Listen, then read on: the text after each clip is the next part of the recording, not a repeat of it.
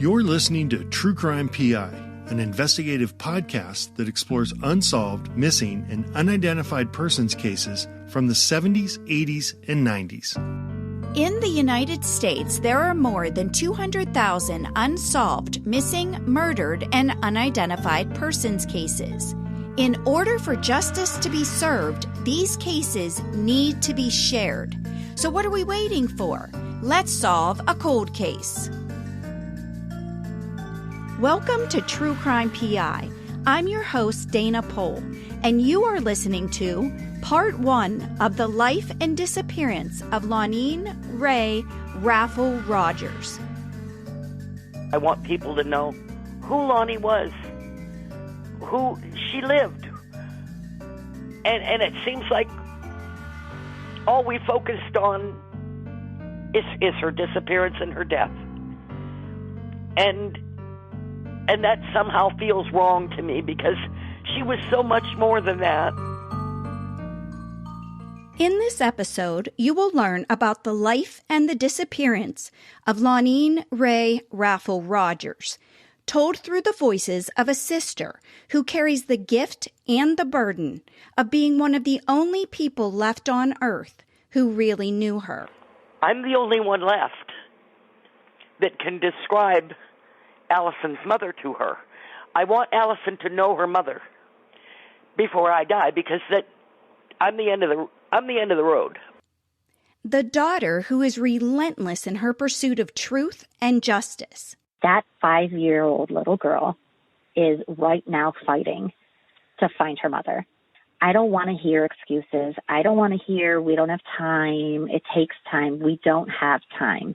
And the son, who may have known the person of interest in this case better than anyone. He would kind of set me up for stuff and try to catch me in a lie so that he could shell out some punishment on me, whether it was physical or being grounded or something. I had to be on my tippy toes with him, and it wasn't fun. Where is Lonene Ray Raffle Rogers, and will justice ever be served?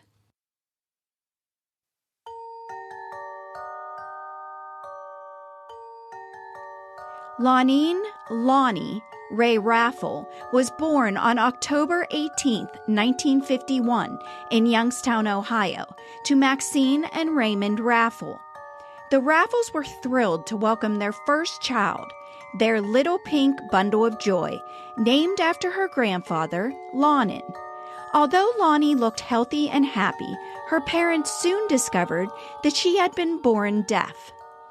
6 years after Lonnie was born, the Raffles welcomed another daughter and named her Glen Ellen, Glennie for short. 7 years after that, Maya was born. As Lonnie grew, she adapted well to the silent world around her. When it came time for Lonnie to go to school, her parents did not send her to a school for the deaf. They enrolled her in a public school program. To be accepted into the program, a child had to learn to read lips. Lonnie learned quickly and excelled in the public school environment. With the support of her family, Lonnie grew into a confident young woman, never allowing her hearing impairment to get in her way. If her impairment created an obstacle, Lonnie charged straight through it or found a way around it. Her disability did not define her. She defined herself.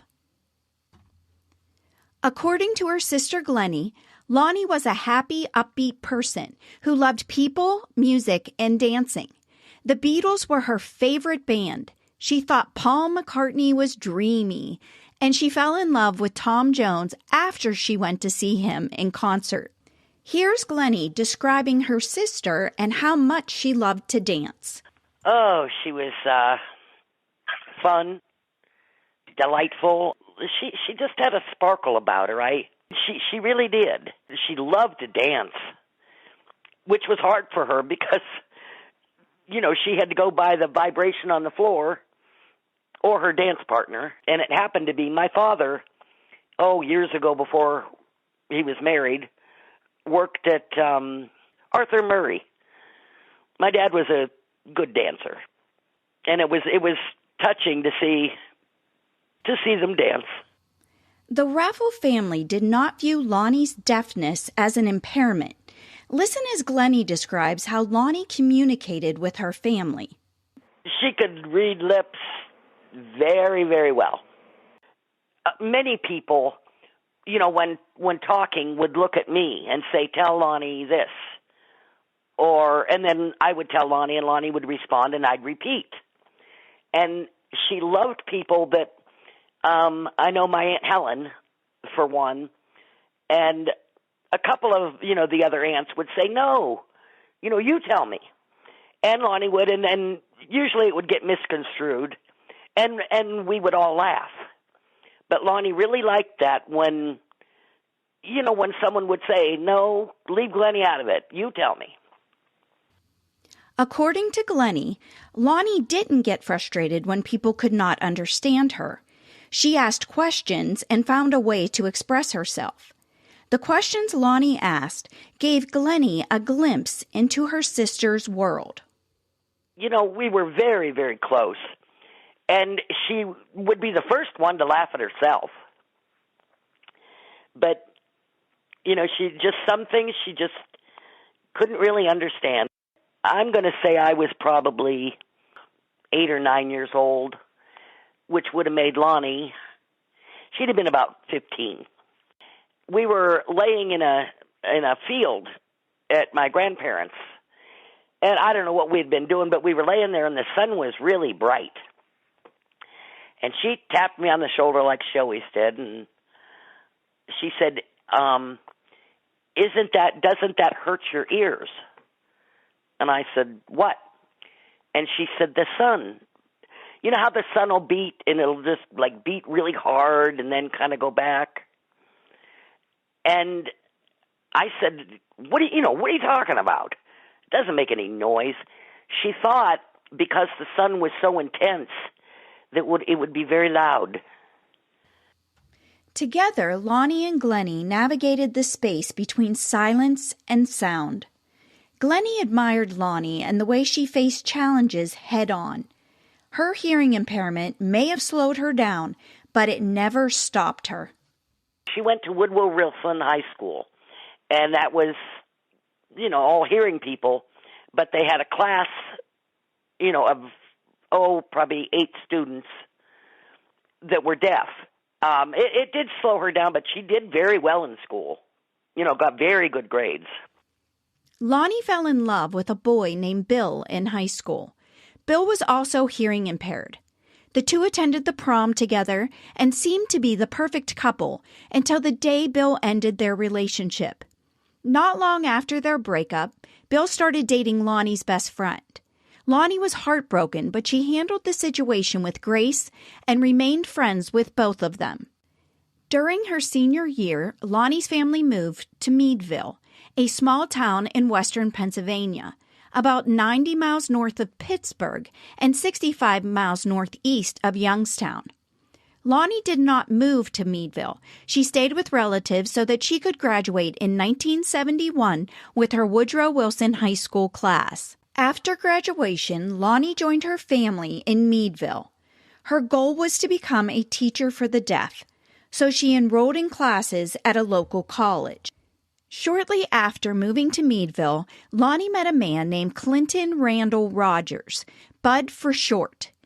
They met at the Erie Silent Club, a social club for the hearing impaired. Here's Glennie describing the first time she and Maya met Bud. When I first met him, I was 14 years old. He came to the house. Bud had on green and black and white plaid pants, and he had a handlebar mustache his hair looked totally greasy. Maya and I were making fun of him. They left. They went to the Erie Deaf Club, and that was first date. He just seemed like a dork.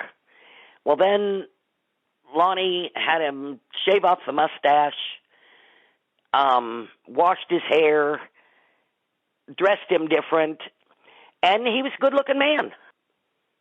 I guess I hate to admit it, but I have to say, I liked him. I had a horse, and my dad wasn't very good at going and getting grain and hay and straw, and Bud was.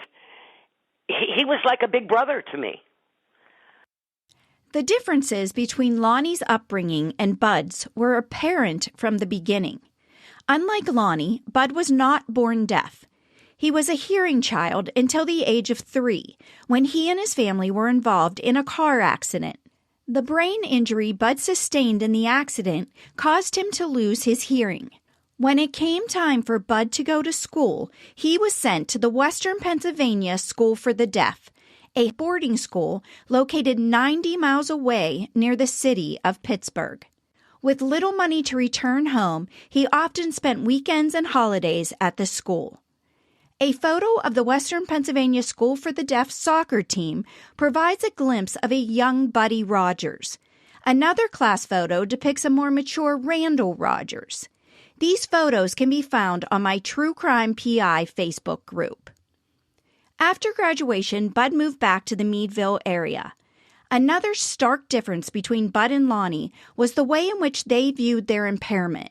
Here's Glennie sharing her thoughts on Bud's hearing loss and why her parents were not very fond of him. I think a lot of the reason was he was very much into, I'm deaf. I can't do this because I'm deaf. I can't do that. He always had excuses, and his parents, or his mother did too. You know, poor Buddy. And I mean, obviously my parents saw things that a 14-year-old kid doesn't see. Even though her parents were not fond of Bud, when he proposed, Lonnie said yes. She wanted a husband and a family of her own. On Saturday, October 21st, 1972, Lonnie and Bud said I do at the Little Corners United Methodist Church in Sagertown, PA. Lonnie's thick blonde hair was parted in the middle and hung loosely past her shoulders. She chose a stunning white floor-length gown with quarter-length sleeves and an empire waist that highlighted her slender shape. A delicate pearl choker and a long cascading lace-trimmed veil complemented her dress perfectly. There is no doubt that Lonnie was a beautiful bride and Bud a handsome groom. Bud completed the couple's flawless look in his black tuxedo, white ruffled shirt, and a bow tie. Mutton chops and all, they were a beautiful pair. Glennie served as maid of honor, and Maya was her flower girl. Lonnie's smile that day said it all. She was looking forward to enjoying a happy life and to having children with her new husband. Less than 3 years later, on January 12, 1975, Lonnie gave birth to a baby girl she named Allison. On October 14, 1978, her son Aaron was born. Just as her parents had done, Lonnie chose a home close to her family. Lonnie and Bud moved into a 2-story duplex at the intersection of PA 198 and Route 98, right next door to the church where they were married, and catty-corner to Lonnie's grandparents' house. As fate would have it, I had the opportunity to visit the area, and I took pictures to share with you. Visit the True Crime PI podcast Facebook group to see the duplex, the church, and Lonnie's grandparents' house. Everyone who knew Lonnie knew how much she loved being a mom. Her children were her world. Unfortunately, Bud was not the husband she had hoped he would be. The true character of the man she married did not become fully apparent to her until after she said, I do. And even then, she had no idea of what he was truly capable of. According to those close to the couple, Bud was short-tempered, quick to anger, and he would react without thinking. Listen as Glennie recalls the time Bud snapped and threatened to kill her. Allison was 2 months old. That would have been in 1975. Our family dog had puppies, and Bud wanted one of the puppies. Lonnie did not, but he took one of the puppies. And he could be abusive. One time, Maya and I were walking up there. We were going to my grandparents, and I could hear Bud screaming and the dog yelping. And I opened the door, and the dog ran to me, and I was mad. And I said, that's it. I said, I'm taking the dog, blah, blah, blah. And he grabbed me, threw me down on the ground, sitting on top of me, and he had his hands around my throat. And the look in his eyes was something I've never seen before. And he said, I'll kill you. He took the dog, and he went back inside, and Lonnie was looking out the window at me. And I ran to my grandparents, and, of course, I was crying. I was very upset.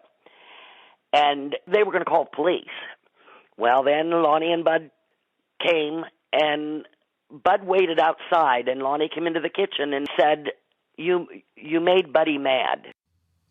Glennie's story is terrifying, but unfortunately, it is not unique. Later in this series, Lonnie's son Aaron will tell us about a similar experience he had with his father. Bud's violent temper and criminal behaviors had gotten him into trouble on more than one occasion. He had been arrested several times for burglarizing vehicles, homes, and garages. Lonnie was embarrassed and was seriously considering ending her marriage. I know how ashamed she was. Some woman, I guess, was walking to her car and saw Bud sitting in it. Well, she went back in the store and called the police. The police came, and Bud ran, and they chased him down, and he kept saying, my brain, I don't know, my brain. They never had any money, never. And Lonnie was good with money. They were always broke. That's why she ended up getting a job. Bud liked to buy stupid shit, toys and gimmicks. She said, I can't do it anymore. I think whatever love she had for him was just all used up. In October of 1980, Lonnie reached her tipping point. The money problems, his temper, and the lies had destroyed their marriage. She wanted more for herself and her children, so she asked Bud to leave.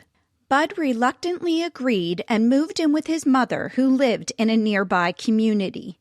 The following month, Glennie invited Lonnie and the children to spend Thanksgiving with her in Toledo, Ohio. Here's Glennie recalling the visit and what Lonnie told her about a man she had met at work.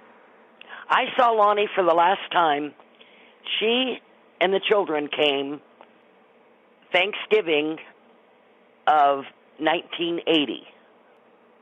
She disappeared January 7th, 1981.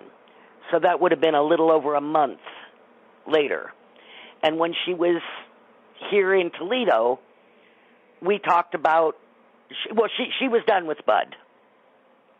And she had this boyfriend. He was a hearing man. Lonnie was working at Holiday Inn, cleaning rooms at the time. And he was an electrician, and he was much older. There were pictures taken of Lonnie and Arthur, and she was very proud. Lonnie was very proud. He was a good guy, I guess. And she was very proud that liked her. I know at the time when she was in Toledo, I didn't like the idea, and I told her that. What we had talked about was she would divorce Bud and move to Toledo. My uncle was a bigwig in the restaurant business and said, he'd give her a job in the office, and she could do the books. That's what our plan was. As Christmas drew near, Bud began to pressure Lonnie. He wanted to spend Christmas with the children. Lonnie knew a divorce would complicate things, and that this would be the last Christmas they would spend together. For the sake of the children, she agreed to allow Bud to return home and spend the holidays with them. Lonnie made it clear that this was her gift to the children, and that he would need to leave as soon as Christmas was over. New Year's Day came and went, but Bud stayed. 6 days later, Lonene Ray Rogers disappeared. According to Bud, the last time he saw Lonnie was at approximately 12:45 a.m. on Wednesday, January 7th. The couple argued, and Bud went to sleep. At 2 a.m., Bud woke up and discovered that Lonnie was not in bed next to him. He initially assumed that she was angry and had gone to sleep on the couch. When he realized that she wasn't on the couch, he concluded that she had left him for another man. He then woke 5-year-old Allison and 3-year-old Aaron, got them dressed, gathered their things, loaded them into his Bronco, and drove them to the babysitter's house at 3 a.m. in the middle of a blizzard. According to the Farmer's Almanac, the conditions in the Meadville area were treacherous that night. The overnight temperature dropped to 16 degrees with sustained winds of up to 27 miles per hour. Visibility was poor, and at least 8 inches of snow had fallen. Here's Glennie sharing what she has been told about the condition of the roads near the duplex that night. My uncle worked for the highway department. That particular night that she came up missing, he had a stretch of 79 that was his to plow. A friend of his, co-worker, plowed 98 and 198. Now, upon finding that my sister was missing, my uncle got to the guy and said, "Did you see anything?" And he said, "No, there was very little traffic." Well, there was very little traffic there anyway at 3 in the morning. But he said he saw no tracks in the snow, no person walking, nothing. I asked Glennie what she could tell me about the babysitter. Glennie said that her name was Sandy, and she was a deaf friend of Lonnie's. On a normal day, Lonnie would drop the children off at Sandy's before she went to work. Sandy lived in a trailer court about 9 miles from Bud and Lonnie's duplex. The night Lonnie disappeared, Bud would have driven Route 198 to Route 18, made a left onto Route 18, and traveled about a mile further to the trailer park. According to Google Maps, it would have taken him 12 minutes to get from the duplex to Sandy's door. But remember, he was driving in blizzard conditions, so it probably took a bit longer. I can only imagine how shocked Sandy was when Bud arrived at her home at 3 a.m. When Sandy opened the door, she noticed that Bud was sweating and seemed nervous. Having grown up in western Pennsylvania, I can assure you that unless you are engaged in a strenuous activity, nobody sweats when it's 16 degrees. I don't know what the wind chill factor was that night, but sustained winds coming off of Lake Erie would make 16 degrees feel balmy. Aside from sweating and looking nervous, Bud told Sandy that Lonnie had left him for another man and that he was going to go and look for her. Before he left, he asked her if he could borrow a blanket. Here's Glennie sharing what she has been told about that night. That morning when he dropped the children off, he said, "Can I borrow a blanket?" She gave it to him. He said now this is about 4 o'clock in the morning during a blizzard. He said, "I'm going to go look for Lonnie." And he was gone a short time, and he came back and said, "I can't find her. I'm going to work." Like nothing had happened, Bud reported to work at Teledyne Penn Union for his 6 a.m. shift. Sandy knew that Lonnie wasn't happy and was planning to file for divorce, and she knew Lonnie would never leave her children. She also knew that she needed to let Lonnie's family know what had happened. She couldn't make that call herself because she was deaf, so she waited until the morning and asked her daughter to call Lonnie's father, Ray, and tell him that Lonnie was missing. Ray had just seen Lonnie less than 24 hours earlier when he had loaned her $60 to pay for an overdue electric bill. He hung up the phone and rushed to the couple's duplex. When Lonnie didn't answer the door, he kicked it down and ran up the stairs. His daughter was nowhere to be found. When Ray spotted Lonnie's hearing aids and purse on the table, he knew something was very wrong. This is Lonnie's daughter, Allison, explaining what happened next. The babysitter called my grandfather and said something is wrong. My grandfather comes, kicks open the door, goes up to see if he could find his daughter. And when he goes up there to the apartment, it is spotless. All the beds are made, dishes are made, nothing's out of place. It's in beautiful shape. Now, this is also a man who woke up in the middle of the night, the wee hours of the morning, had to get 2 kids up and dressed and ready to the babysitter and to work. But he had time to clean everything and put everything back in its own order. clearly there's something very suspicious about all of that. My grandfather probably had a huge pit in his stomach and knew something was wrong, and he's the one who called the police. Allison was just a few days shy of her 6th birthday when her mother went missing. She doesn't have any memories of the night her mother disappeared, but she does remember what happened the following day. When he returns home from work, he walks in with us children. The police are also in the apartment. So, there's all of these people now arguing and yelling and whatnot. And my memories of that are just, sitting in the living room watching all of these adults scream at each other. And during that time, one very key element was the police searched him.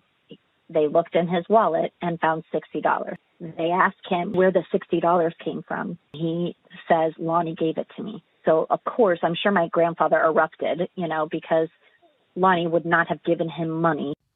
When Glennie's family described the circumstances of Lonnie's disappearance and the tidiness of the duplex, alarm bells went off in her head. Bud's the kind of man, like back in the old days, he didn't change diapers, he didn't cook food, he didn't do, that's woman's work. He got the children up, got them dressed, made both beds, twin bed. He made them, not a dish in the sink. Most men that are not used to doing this, oh my God, grab the kids, to hell with the beds.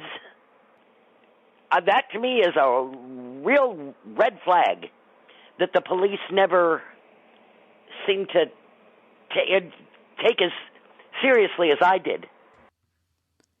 The made beds, the money in Bud's wallet, the kids being dropped off at the babysitter's at 3 a.m., Lonnie leaving her children in the middle of the night in a blizzard without her purse, keys, and hearing aids. All of it seems suspicious to the Raffle family, and that's not all. They soon discover that a pink blanket is missing. The one that discovered that it was missing was Sandy, the babysitter, and a good friend of Lonnie's. She's the one that, I don't know how she discovered it, but it was mentioned to me, and I said I knew exactly where it was kept. She had a cedar chest type thing, and she got the pink blanket. They got the pink blanket as a wedding gift.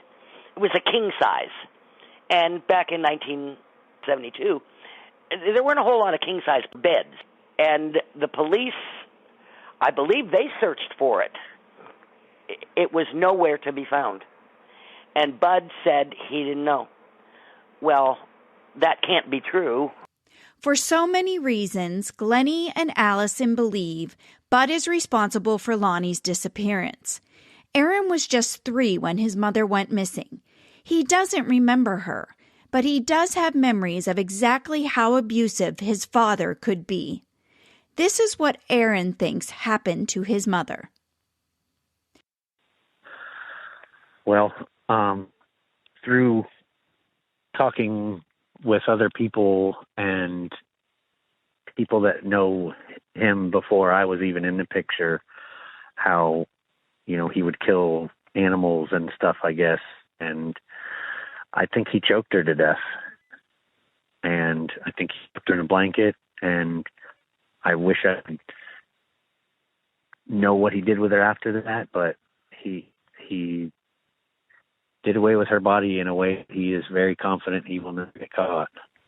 And he might have taken her to work and did something with her there. I mean, they melt down metal there, so there's definitely a way for him to do it there.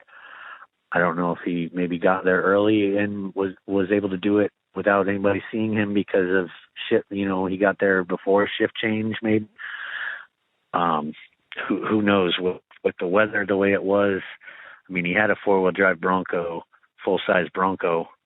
So, the travel part wasn't really an issue. He could have went anywhere. I don't think he could have broke the ground. I imagine the ground was probably frozen. So that my 3 options would be water somewhere that wasn't frozen, a dumpster, or he took her to work and disposed of her there. Those are my three kind of options I would think he had.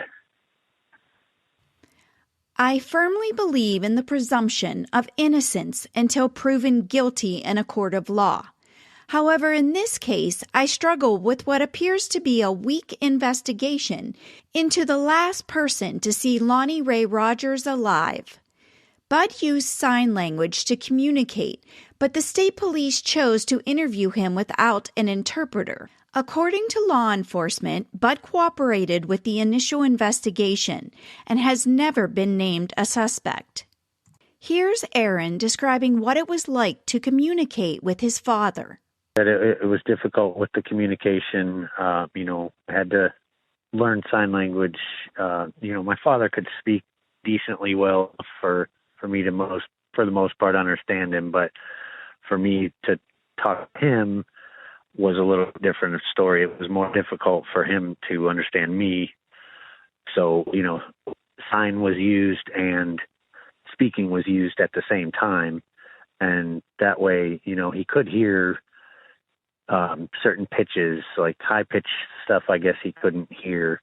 So it was easier for him to hear a man's voice than a woman's voice. You be the judge. After what you just heard, do you think a hearing officer without an interpreter could have conducted an effective interview with Bud? I don't, and neither does Lonnie's family. For the past 41 years, Lonnie's family has been forced to carry the unbearable burden of not knowing. In an article published in the Meadville Times in 2011, Lonnie's mother Maxine said, quote, "It's been miserable not knowing where she is and what happened. My husband died 10 years ago not knowing. We hoped and prayed we'd find out something before he died. I'm hoping and praying I find out something before I die." Unquote. Ray and Maxine Raffle carried the burden of not knowing to their graves, and both of them passed away believing that Lonnie was the victim of foul play, and her husband Bud was responsible. In part 2 of the life and disappearance of Lonene Ray Raffle Rogers, Allison and Aaron will explain what their lives were like in the years following their mother's disappearance. We will also learn more about the initial and ongoing investigation into Lonnie's case, Bud's shocking criminal history, my visit to Sagertown, and Allison's quest to bring her mother home. Well, this is awesome. So let's, we'll follow you wherever. Yeah, we'll follow you. Okay. Yeah. So we're going to go that way. Okay. So it's not logistically the same place, but the journey I'm taking you on is a that night journey. Okay. So we went from here to where I think she is. Okay. And then I'm going to take you to where he works. Okay, Got perfect. it. Perfect. And then, I don't know if we can take you to dinner, but maybe there's a diner. In Edinburgh, there's a cute. I already thought about that. You good? There's a super All right. cute diner in Edinburgh. Okay, cool. It's like an Gets old. a little hungry. We got problems. I know. We don't want any Snicker divas. Follow the Ohio car. Okay.